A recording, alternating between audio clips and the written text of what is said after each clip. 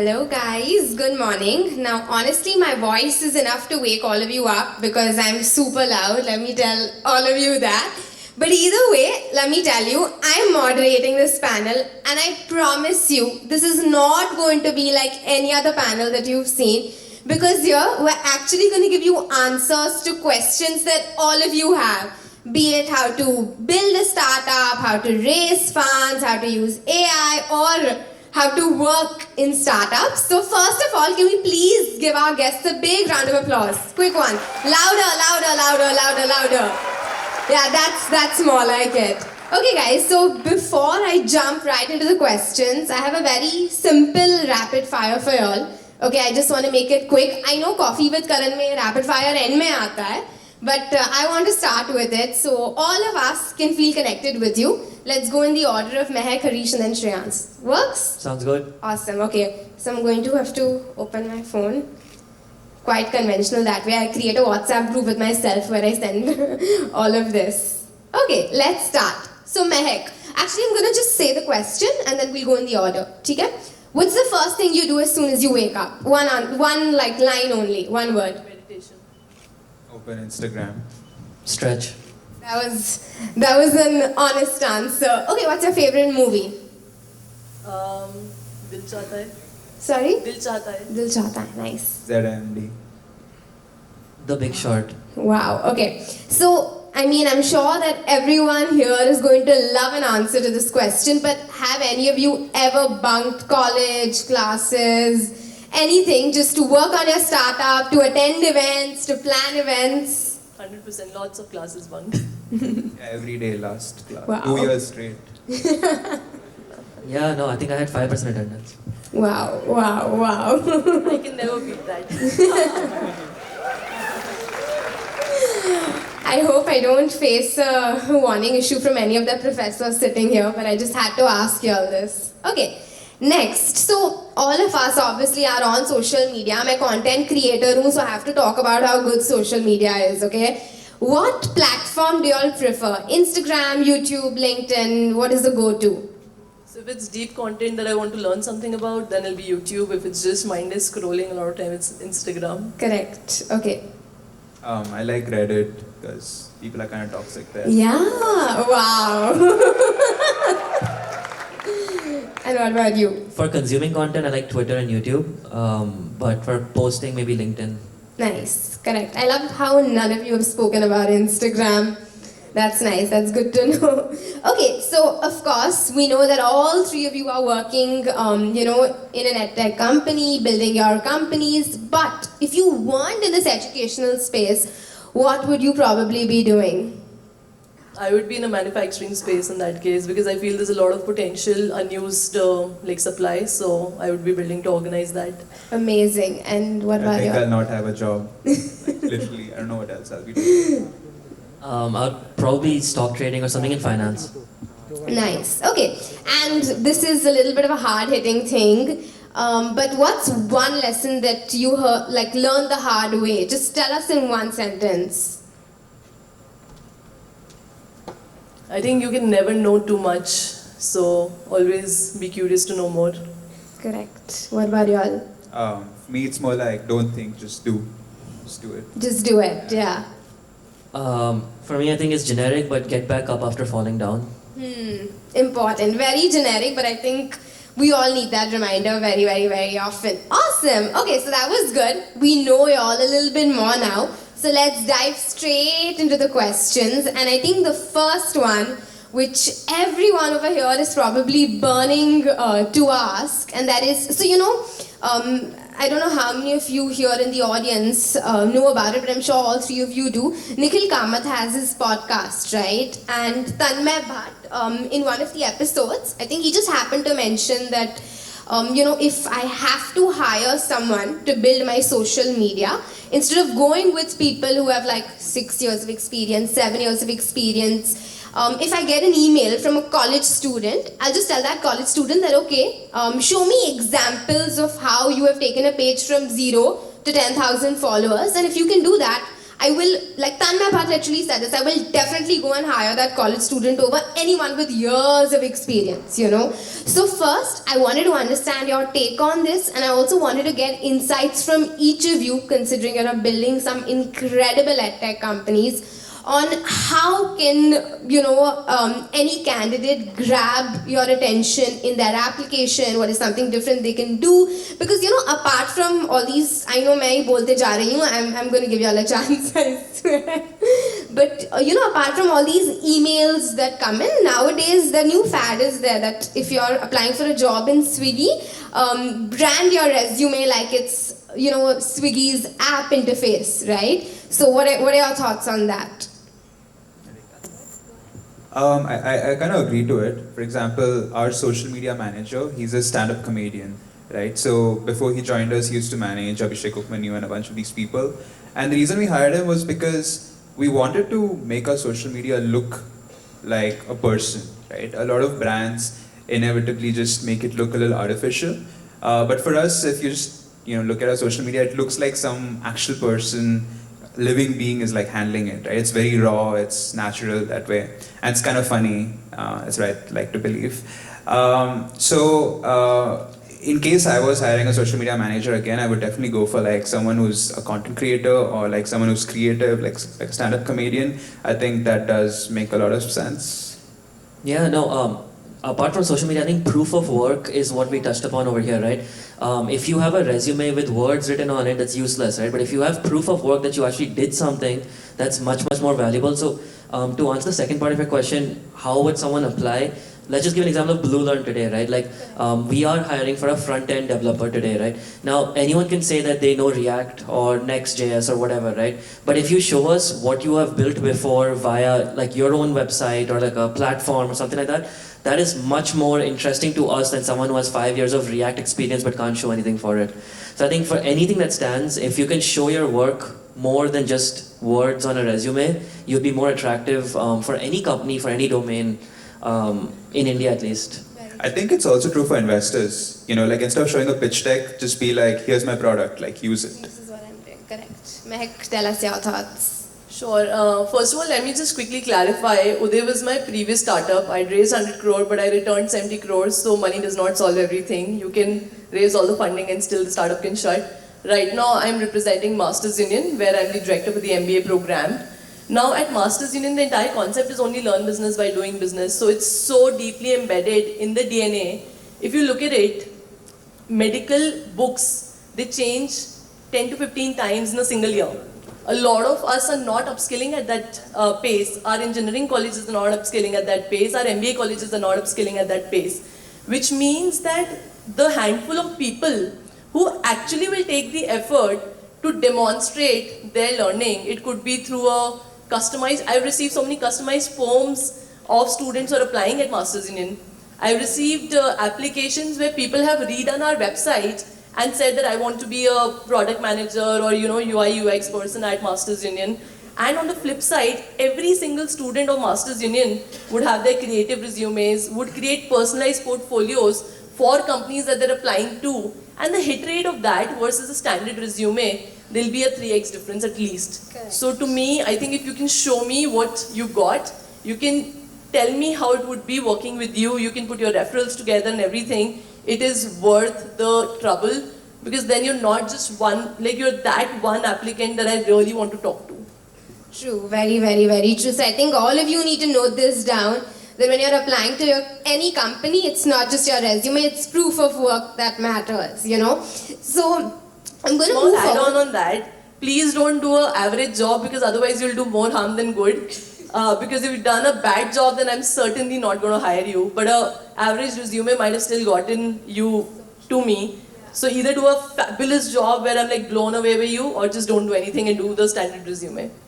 That's a good addition, and that also brings me to my next question. So obviously, we know that both your companies. So one is bootstrapped. Masters Union is bootstrapped, and you guys, have a couple of investors and are scaling your company with those investments, right? So, Mehak, let's start with you. Can you tell me one pro of being a bootstrapped startup and one con, and then oppose it with one pro and one con? like when when you have an investment? So for me, it was very interesting because I switched from Uday, where we had a lot of money, did not, the product market fit was not there, and we were pushing against the wall. It was as if we're trying so many different things, but it's just not getting there to the customer, what we're trying to build. Here, despite being bootstrapped, you'll obviously be constrained for money. That's obvious that you'll always have to think profitability first. But other than that, because there's no pressure of investor, there's no one telling you that this metric has to hit this much this minute.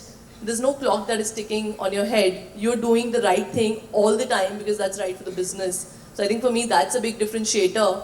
And bootstrapped or not bootstrapped, I think for me the product market fit is the right question to ask for any startup.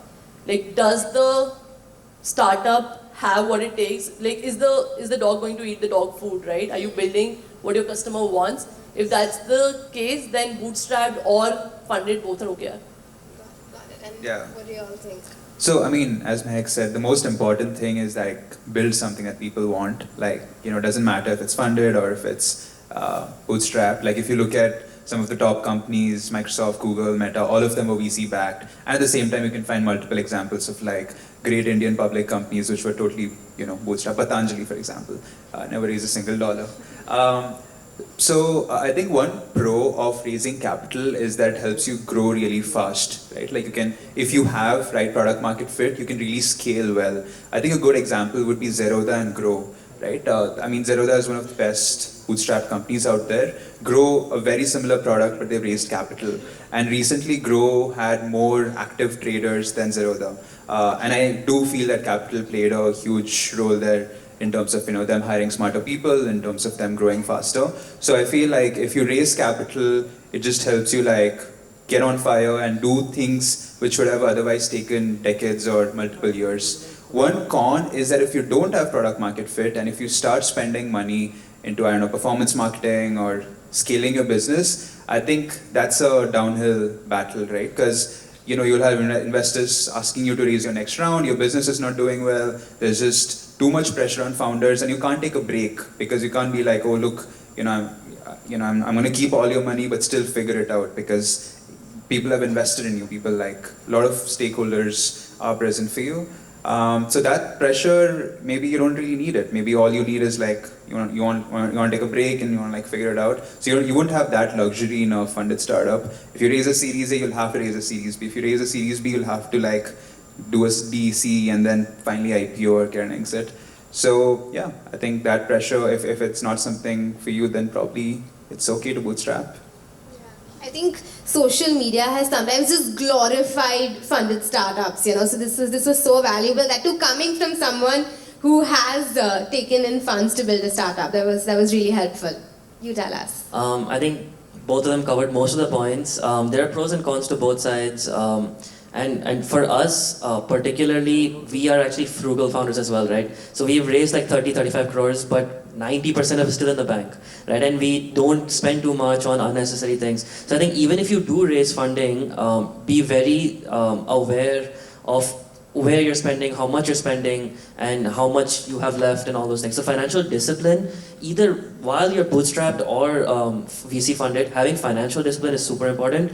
And I think that's something that every founder should be aware of at every given time. Can I also add one thing actually? A lot of times, the only validation a founder is looking for कि fundraise हो गया तो अच्छा बना रहा हूँ.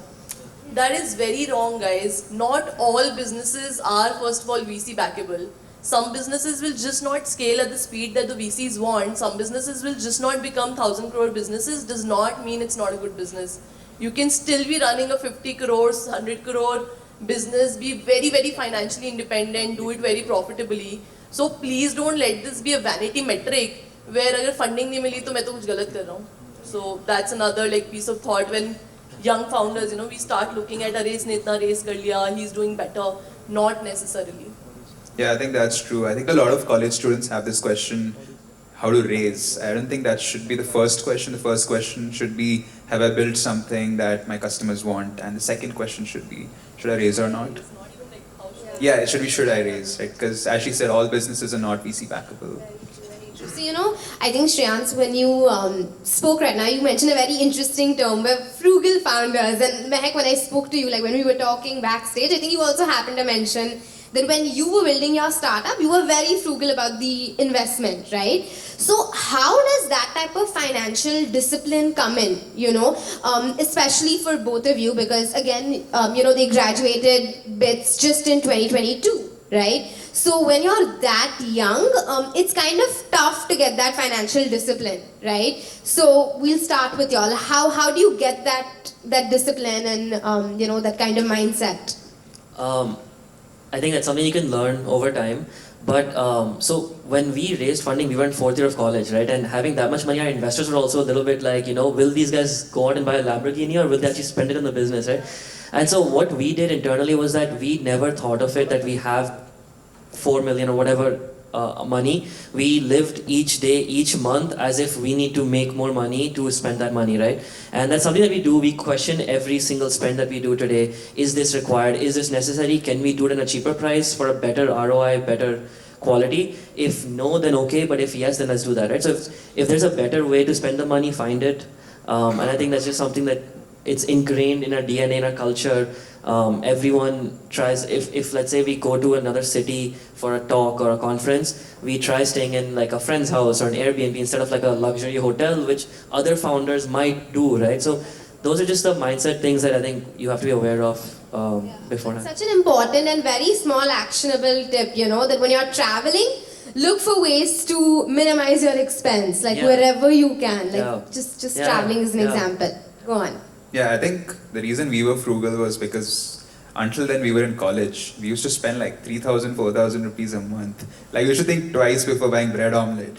And like suddenly you have like $3-4 million. So inevitably you're just supposed to be frugal because that's what we're used to. So we never thought that we need to like live a lavish lifestyle or like do something that early on.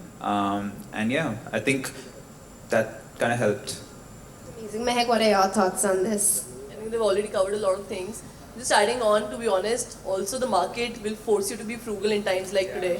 Because you know that you don't even know if fundraise next kitna easy hoga ya nahi. So what you have in the bank, you want to really, really preserve it. Maybe in a time like 2020, 2019 or 21, because there's just so much funding, I mean, again, whatever the founder is doing is also being driven by the ecosystem, you have to understand, right? Which means that बहुत ज़्यादा market में पैसा है, the founder is like, okay, I have to do more experimentation, I have to spend faster, whatever.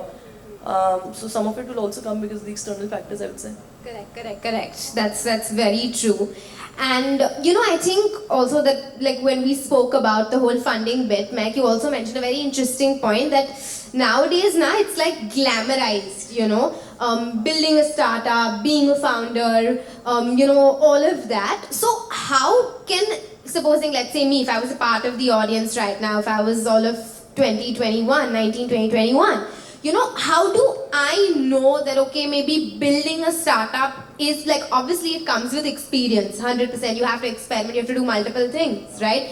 But what are some things that you should keep in mind when, let's say, you're trying to build a startup, or let's say you're working at a company or you're working in a startup, is building a startup even for me or not? Because it's not for a lot of people, a lot of people would be happier doing a 9-to-5 or a simple job, right? So what is that first step which, what is that first indication that students can look out for ki, is this for me or not? Or does that indication even come this early ki you have to wait? So I think this is a very interesting question. And as a student, even this is how I'm answering it if I was sitting in the audience. How Harish and I started was that, one, we wanted to make a little bit of money while we were in college so that we could afford the next party or something. And we thought that we can make some money by writing some blogs and making a website, right? And we did that. That's how we started. So first of all, finding a co-founder in college is the best because you have the best density of students, right? If you look to your right or left, you will have someone who knows tech, someone who knows marketing. That's very difficult to find once you graduate, right? Number two, I think, is if you like to solve a problem that you're facing in a unique way, that's an inclination or that's a little bit of a sign that, oh, you may be in that entrepreneurial journey, right? So if any of you guys who are facing a problem today and you try solving it by making an app or a website or whatever, it doesn't matter, right? It doesn't have to be tech. That could be a small hint that, okay, this journey of being an entrepreneur could be for you. So I think that's how we started, and that's how I would probably advise. Yeah, I mean, something on the similar lines. Like, if you are in college, if you have like side hustles, if you guys are doing something to make money while you're in college, and you like to do it independently, then maybe it's a sign that you can start something of your own. For example, BlueLearn is probably my third or fourth time trying to make money online.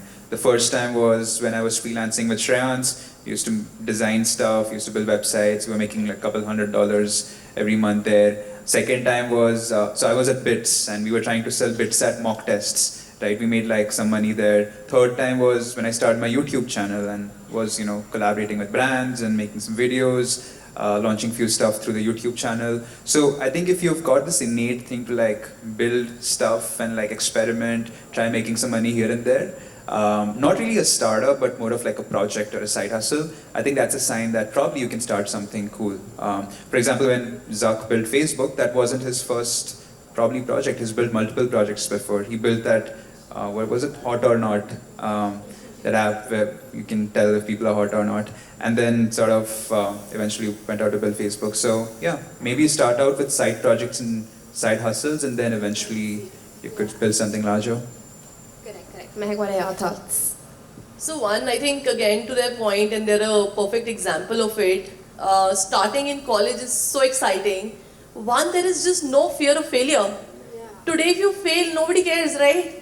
Today, if I start again, there's already this expectation that I would have built for myself, people around me would have built for myself.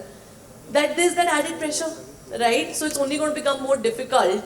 That would be one thought. The other is startup sabko karni bilkul zaruri nahi hai. You need to be in the right spaceship, right? You can still make more money by being an early founder, like early founding team member, than necessarily going and becoming a founder. So ask yourself, do you really want to do it, and for what reasons? If the idea is that, oh, I want independence, even jobs with the right founders and the right startups have that independence, have that ownership that is being given to you for the right people. So, like, really ask yourself, like he was saying that, he had that constant, ek aur karke dekhte hain, because that founder instinct is there, right? That I want to constantly try.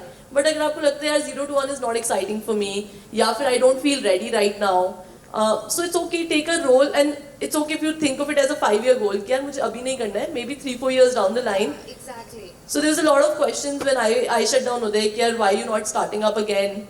I felt that what will I do differently? I tried it, I had money, I had a team, सब कुछ था तब भी नहीं बनी. So then there were very specific questions that I was looking to answer for myself before I decided to start again. And that's how then I optimized my next role, which is then I decided to join Pratham at Masters Union. Amazing. So I think we've spoken quite a lot about startups, but let me move a little more towards your roles as founders, in the sense today, in 2024, we've all because I'm a content creator on Instagram, I know how much people talk about personal branding, its importance. Personal branding karna chahiye college mein, it'll help you get this, that. Of course, we all know how important a personal brand is, But as a startup founder, I kind of want to get your thoughts on how important is it really to have a personal brand? And in one sentence, if you can just give me, each of you, just give us one actionable tip to start your personal brand. Like tomorrow, Mehak, if I come to you, and if I say that, okay, I'm studying here and I want to start building my personal brand, what is that one actionable thing I can do? Mehak, let's start with you.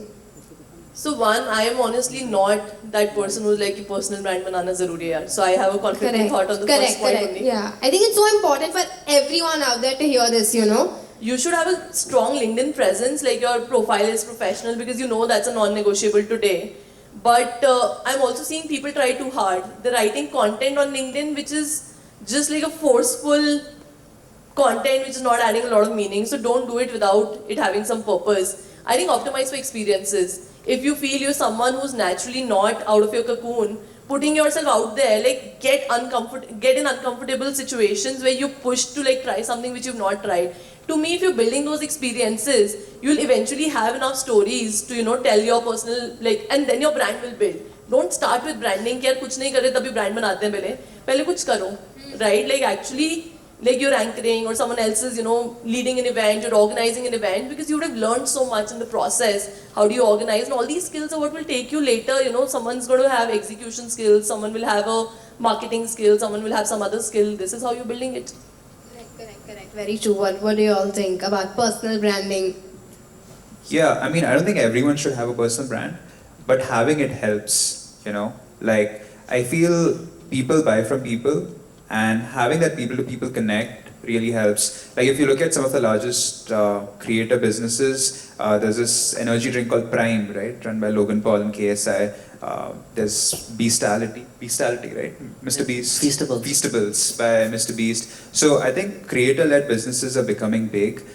In fact, I think last month Prime did more sales in Gatorade at Walmart, which is insane, right? Because these guys just launched a few years back. So if you use your personal brand the right way, then it could become massive. But at the same time, if it's not for you, like if you don't feel like making content, it's okay. Like the founder of Just Style is sitting inside. It's a listed company. I don't think he's making reels or something right now.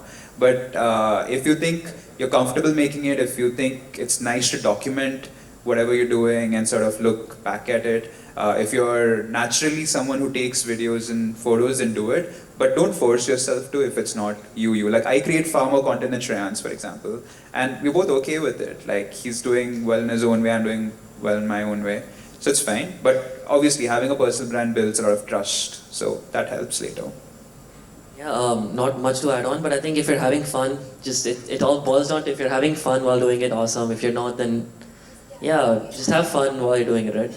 Exactly. So I think the two takeaways that I've had from your experiences is just that first of all, create a personal brand if you want to, but don't pressurize yourself. I have to.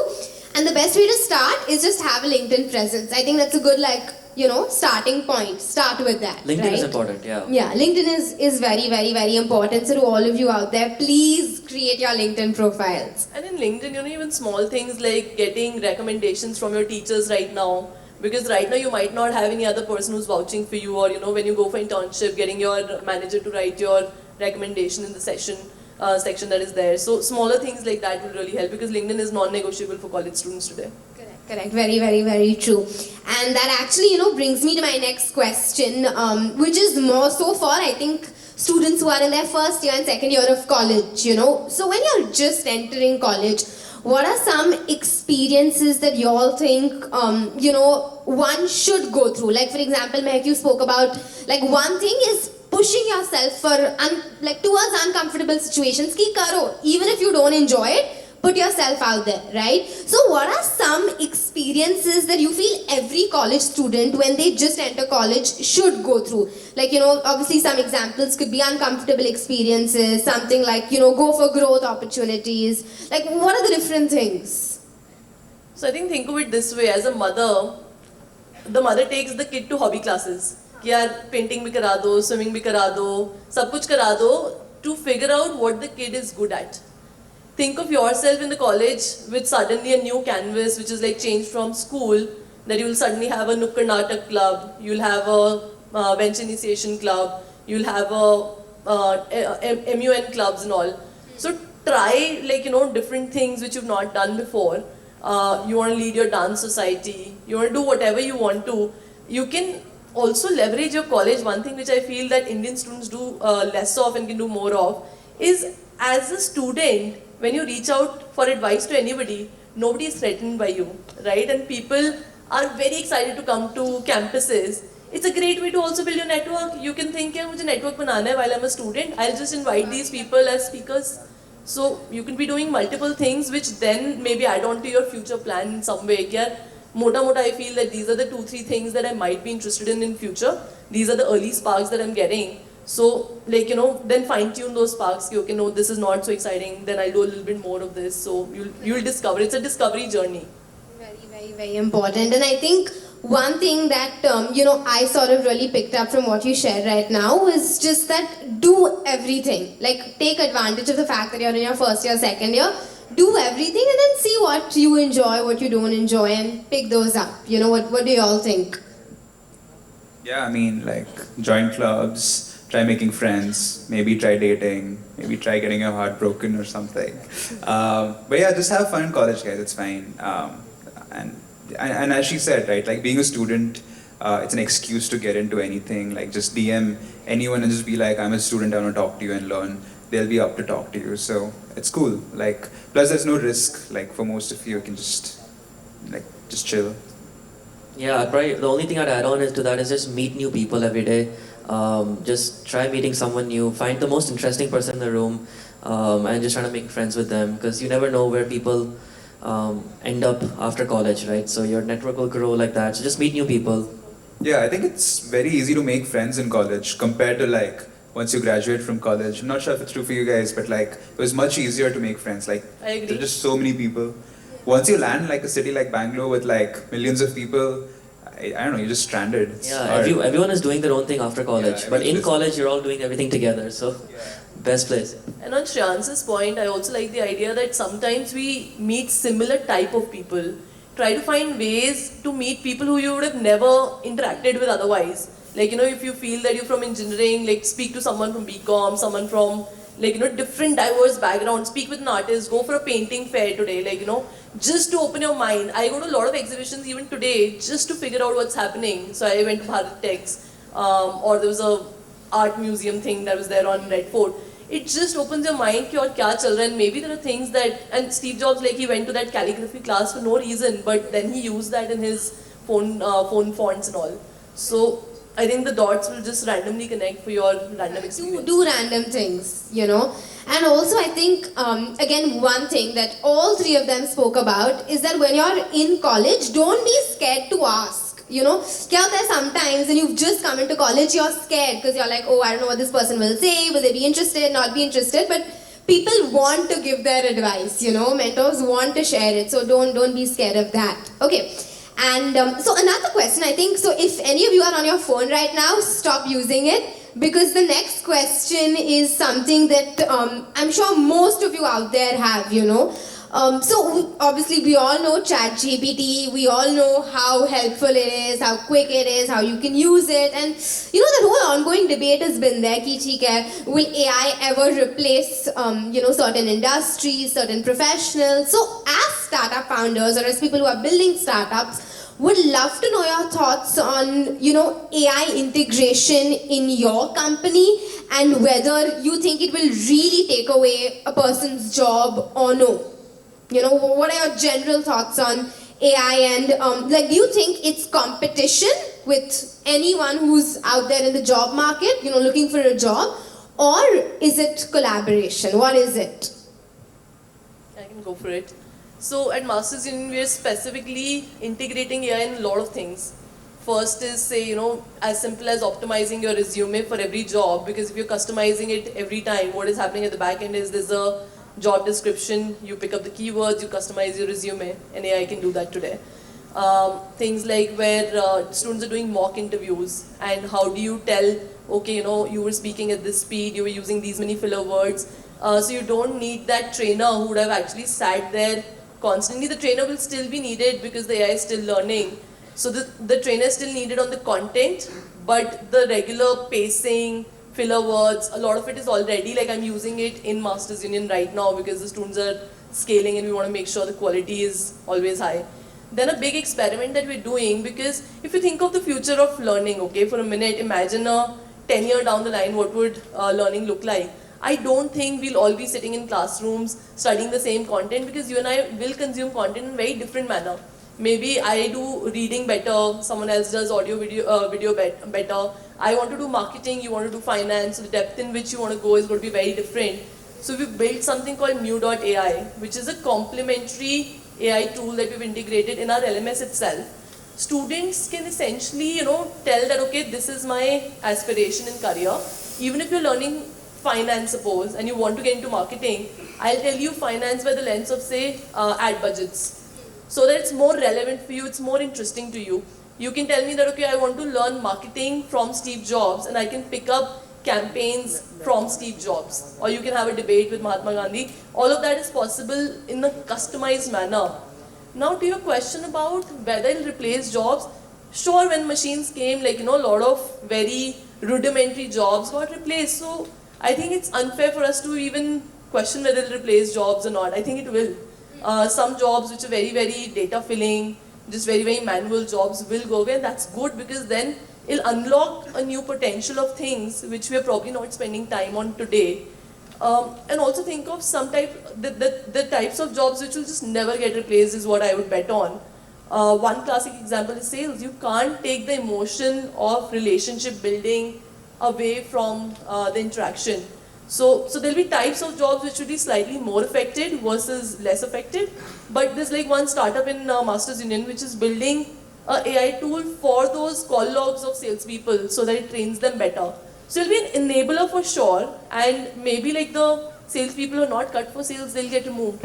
But so I think the performance indicators will become better. How can we track those is becoming better. Will become more predictable. So.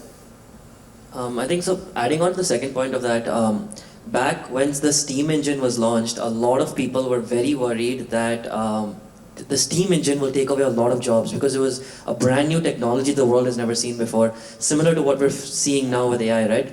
And with the advent of any technology, everyone's worried about how many jobs this will take. But what most people don't take into account is that the steam engine added 10 times the number of jobs that it took away in the coming few years because of the new products and new things that were developed with the steam engine, right? So same thing, like initially, yes, of course it will take away a few jobs, but what people are not maybe seeing today is that it's going to add hundreds of millions of jobs, or at least a large number over the next 5-10 years that we don't even account for today. And using AI at BlueLearn, we do try the matching algorithms and a lot of internal processes using AI today. And we're investing in a lot of how do we use AI in building interactive, personalized learning experiences for students, right? Correct. So I think, I'm sorry, go ahead. Okay. Yeah, as Shreyans said, right, it's a new technology, and every time a new technology comes, there's a shift. It's like when Netflix came, no one watched cable TV, right? Like now, barely any of us watch cable TV. It's usually YouTube or Netflix. As you said, during the Industrial Revolution, people lost jobs because there was a lot of manual labor before, which sort of became industrialized. So when something like this happens, you just have to adopt to it. There's no other option, to be honest. Like yesterday, 2 days back, there's this company called Klarna. They fired, 600 people from their customer service department because some AI chatbot replaced 600 full-time employees, right? So if you're doing something like customer support, which could be easily replaced, you should be the one aware of it. Like you should be the one sort of keeping up with the trends and adopting to it. And at the same time, there are a bunch of AI startups which raised last week and sort of hired AI engineers. So it's a new technology. Just don't ignore it, I would say. Like stay up to date, see what jobs might be replaced, be in jobs which are irreplaceable, and you should be good to go. I think in like few years it'll get normalized and we won't see it as a threat. So true. So I think it's just important to look at AI as an enabler and not just a destroyer, someone who's going to take something away from you. That's very true. And the next question that I have actually, Mehak, it's for you specifically, So I know that you have graduated from Stanford, which is just incredible. I think we need to give it a round of applause for that. So can you tell me what is it that a student needs to have in their application when they're applying to a university, like Stanford? What is something that can make, like we all know, certain, standardized test scores are important. You have to give, your English proficiency tests, whatever, all of those things. Your SOP needs to be there, right? But what else can, them as students have in their application which makes them stand out and eventually helps them get admitted into, universities like Stanford or be it any other Ivy League like Harvard, Columbia, etc., etc. So I think if you would ask someone else who is a Stanford MBA, their answer would be very different. For me, the first thing is to believe that I can do it. Because everybody around me said that NSIT has only one alumnus before me who had ever been accepted to Stanford GSB. So I was the first woman and second student ever from NSIT is a good college. Yeah. So then, everybody was like, you're just wasting your tuition fee the application fee. My GMAT score again was very, very average. The first attempt was 690, second attempt was 730. The average at Stanford is 730. Indians are known to have at least 30 points above the average because we're great at test taking and the competition's always higher. So I think the first thing is stop focusing on things you can't change. Sometimes when people take advice from me, they're like, but मेरे school में marks इतने थे, मैंने कहा पीछे जाके थोड़ी change कर सकते हो यार, तो उसकी क्यों डिस्कशन कर रहे हो, right? Don't talk about things you can't change. Accept that these are things that I've already done. And then build your profile from it. So I'll tell you a few things that I did additionally from where I was already. One was believing that I want to only apply to top schools because I was okay, otherwise MBA नहीं करूँगी मैं. So I'd only applied to Harvard, Stanford, Columbia and Chicago Booth. Got through Columbia and Stanford. Did not get an interview invite in either of the other two colleges. Quality over quantity because I feel sometimes people stretch themselves so thin and write so many applications, just does not work out. Third actionable tip is here, customize your entire SOP, entire application to the college. It's almost like you're proposing to someone, right? It's like you're telling that I love you, I love you, I love you. You can't say that, oh, I love Sangeeta when you're writing, I love someone else, right? You can't have the wrong names because each college has such different personality. And see which personality naturally aligns with your, like, you know, journey so far. Like Stanford is known for being a very entrepreneurial school. It's also something which is very sustainability and impact driven. So things about my profile were adding up there the best. So know that natural fit. In terms of doing more things, like I ran a half marathon because I felt that in US, like they really value a rounded application rather than someone who's just acing the exams and all. And I'd been volunteering for a while also, so then I increased my volunteering hours because again, these are things that would help. My profile in terms of academics was already decent. I only had Nomura as a brand because after that I worked in my family business a little bit. And then I really worked on my story because I feel for a lot of business schools, like at least for Stanford I can say this with confidence, that they're seeing the potential in you.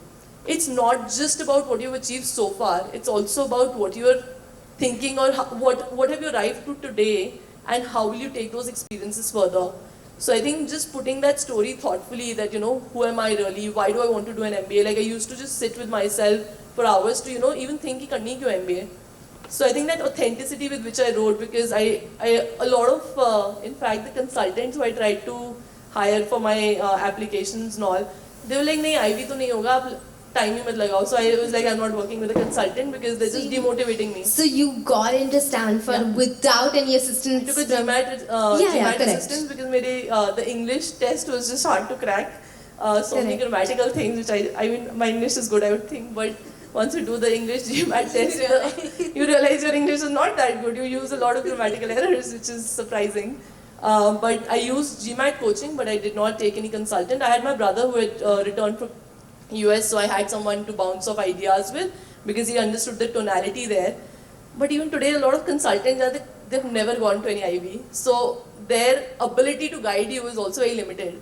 So, you know, you really want to be with a good consultant, otherwise they'll demotivate you or they'll just give you bad advice. Both of them are very harmful for your chances of getting into Stanford. So That's very helpful, and I really hope all of you have actually made notes, because if you want to get into an Ivy League or if you want to get into a university which is at Stanford level, it's very important to sort of remember these points, you know, and they were all very actionable. So thank you for that. And my next question is, Harish and Shreyans, just for y'all, you know, so I know that obviously y'all were at BITS, so you're from an engineering background. When you were at BITS, you know, you started doing a lot of content writing, content marketing, etc. And now you guys are building an edtech startup, right? So your journey has kind of been extremely varied, right? So how does, let's just take engineering students for example, how do you make that type of career, I wouldn't fully say career transition, but like, you know, at least that type of, like how do you get that transition in the sense that, okay, you know what, it's okay if I've studied this, but this is what I want to do, you know, what is the bridge, you know, between your degree and what you actually want to do? How do you connect it, or what are some of the things that you should consider or not consider? I'm a horrible engineer. I don't think engineering I had any passion or interest for. But what engineering college or engineering mindset taught me was that If there's an exam tomorrow morning and you don't know anything about it, you can still do some jugaad and pass, right? I think jugaad was the biggest learning I had in my 4 years of college, especially engineering, the problem-solving mindset. And I was born and brought up in US, so there is almost no jugaad in US. Everyone lives by the rules, does things by the rules, and it's a very straightforward thing, right? I come to India and there's no lines anywhere, there's nothing, it's just a free-for-all, right? And that was a huge, huge learning curve. And I spent a lot of my years in college just trying to learn that, imbibe that. I think that was the biggest help for me in the entrepreneurial journey because it's very similar. You need to do jugaad in everything in at least early stage entrepreneurship, just to figure something out and make it work. But when it comes to electrical engineering, which was my degree, I couldn't tell you the difference between NPM and PM and whatever. Yeah, same. But yeah. My only advice would be don't attach yourself to an identity, right? So if you're doing electrical engineering, that doesn't mean you can't do entrepreneurship or you can't like learn how to code. If you're doing CS, doesn't mean you can't go and dance on the stage. Like, don't attach yourself to those identities. It's fine. Humans are fluid. Everyone can do a bunch of things. I remember I had this friend at BITS. I think he did electrical engineering, and then he worked as a consultant, and now he's a rapper. Like, he raps. So it's fine if he can do that. You guys can do something similar as well. Amazing, amazing. Thank you for your insights on this. And I think this particular conversation also, I'm sure, like if you did feel that, give me a hoot, okay? It definitely made a lot of students realize that you can do engineering or you can do CA or you can do CS or whatever, and like even though those are considered serious professions, you can still be fun, right? Yeah, I need that hoot loudly. It came. I'm glad. And honestly now, this brings me... Sorry, you were saying something before it. Okay. This brings me to my final question, and then we're going to open the floor for, audience questions. Is the Vishwapreneur team out there? Are you guys... Will you all be passing the mics around? Yes, no? Okay, perfect. Cool. So my final question to you all, before we move to their questions is... so one commonality between all three of you, when I was hearing your introductions, was Forbes 30 under 30, so congratulations on that, first of all. And secondly, how has your experience been with Forbes 30 under 30, and what does it take to reach there? What does it take to reach there? I think you put an application and they decide if they want you or not. Or nomination. Or nomination. We got nominated. Okay, Right, okay. so you can ask someone for nomination ultimately, someone who's an ex-Forbes, so still it's like an application which is nominated by someone else. But I think nothing changes after that other than the fact that you'll have one more line on your LinkedIn and the network grows. For me, I think it's all about unlocking new set of network, and how do you do that in a way where then you're just getting in touch with more smart people who you then can collaborate with. I would fully agree with Mahek. I think network and the doors that open is probably the biggest plus point. If I texted someone in a much higher position before Forbes, they wouldn't have replied to me. After I put that Forbes thing in my LinkedIn bio, there's a higher chance they reply to me, right? So I think that's the biggest learning. And apart from that, nothing too much. Yeah, I mean, it's a cool thing to have, but like, don't make that the aim of your life. Like, it's chill, like, it's fine if you don't make it. Yeah, but I think so. Harish, actually, a little bit of an insight. We'll talk about that. We did a little bit of a marketing stunt. I'm not sure if you guys saw it, but when Harish got into Forbes, he posted that my dad gave me a thumbs up, and that really went viral. And that was Yeah, so like when I sort of told my dad I got into Forbes, he replied with a thumbs up, and then I took a screenshot and put it on Twitter, and that became more viral than me getting onto Forbes. So Desi Indian dad replies to son getting into Forbes. That became viral. So bunch of NDTV pe aaya tha wo. Night I'm looking at myself on NDTV. I was like, yo. But yeah, that was cool. Awesome. That was amazing. And I think now we're straight going to dive into questions for all of you. So what I'm going to do is I'm going to go. These lights are too blinding, so I'm going to go out there, and we're going to... Yeah, just to let you guys know, we can't see any of y'all. Yeah, sorry, continue. No, I think someone has a question. Okay, yeah, go ahead. Can we give him the mic, please? Yeah. The innovation that guys got the torch on. He's like, Anya. Guys, we're just gonna take like 4 questions. So once you know get the mic, just direct who the question is for. Keep it concise, and then we'll move forward to the next one. You can go ahead, and of course introduce yourself. Tell them your name. My name is Abhijit. I am a first year BBA student in MIT. My question is how to identify the right market which would be profitable forever, and which market do you think has this potential like you found the market for Blue Learn?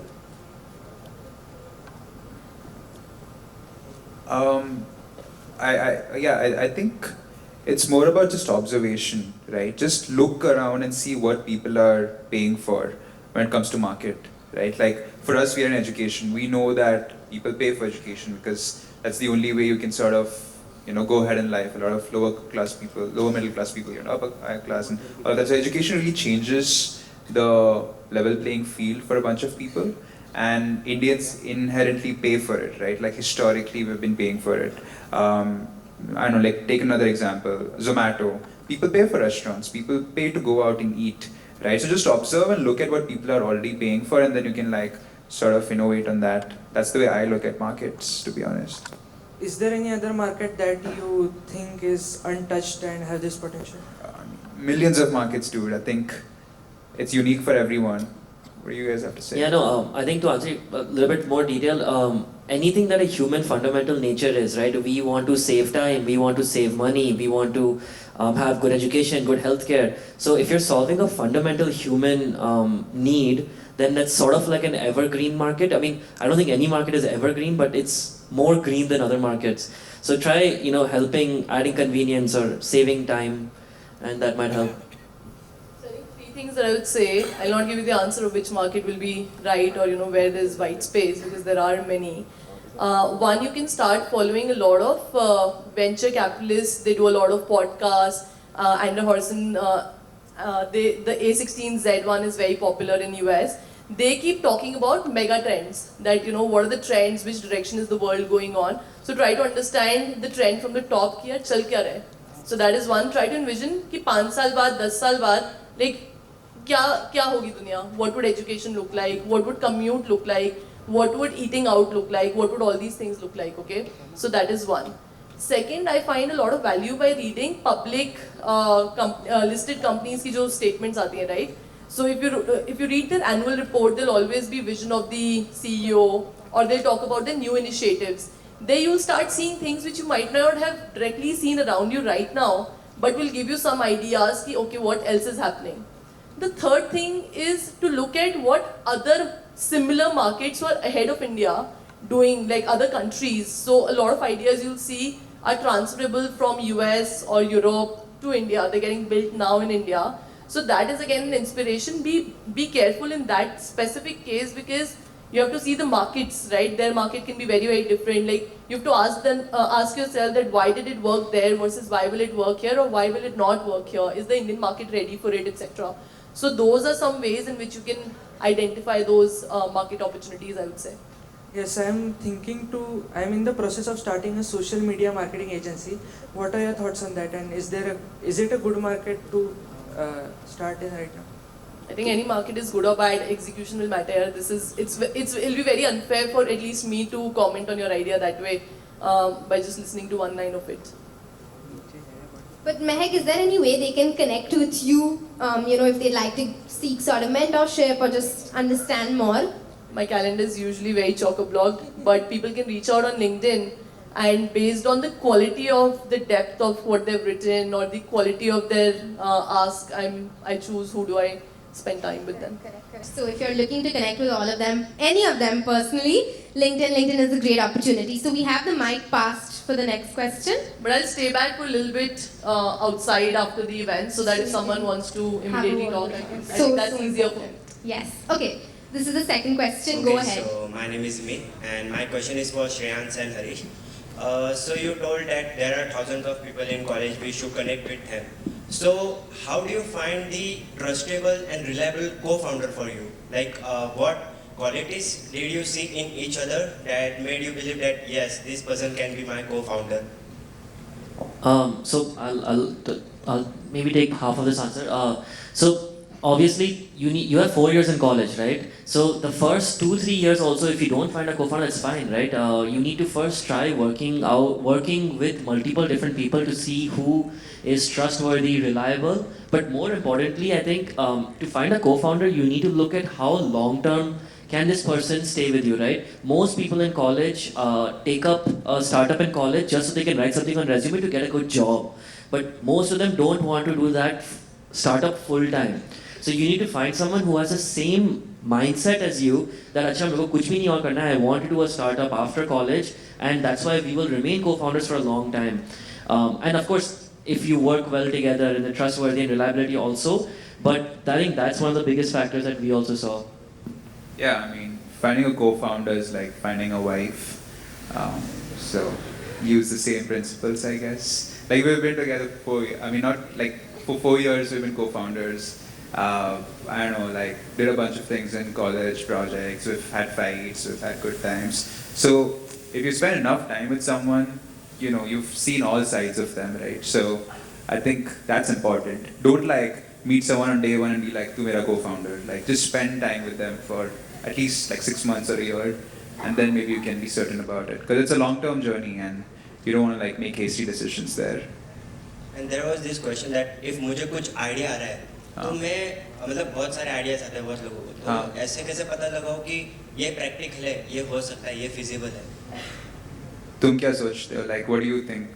Like अभी एक problem बहुत होता है कि मैं day scholar हूँ तो बस से ट्रैवल करता हूँ, तो मोस्ट ऑफ द टाइम्स ऐसा होता है कि बस टाइम पे होता नहीं है, तो उसके वो प्रॉब्लम को सॉल्व करने के लिए मैं कुछ सोच रहा हूँ, तो ये पता कैसे लगाओ कि ये प्रैक्टिकल है या फिजिबल है? and why are you not trying it out and seeing if it No, actually I will works? be trying it tomorrow. They have this competition tomorrow. Okay, I'll so be you're already teaching doing my it, idea. right? So that's the right way. You know, just try it out, and you'll get your answer if it works or not.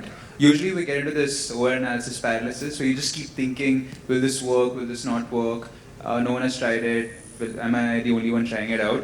My only advice would be just find out something through which you can test it out tomorrow, and you'll get an answer. Okay. And now Thank you so much. we're just moving towards the last question. I'm sorry, Hello? we're on Hello? a bit of a time crunch. Hello. So, has the mic been passed? You are right. Oh, okay. Hello? Okay. Yes, go ahead. Ask your question. Hello, Harish and Shreyans. You are right. Yeah, I know I'm right. I am Sresh, working on a startup named Denner.in, DENNER, which simplifies the problem of finding compatible roommate. We started this journey last year. Last year at this same event, we had only idea and no team member.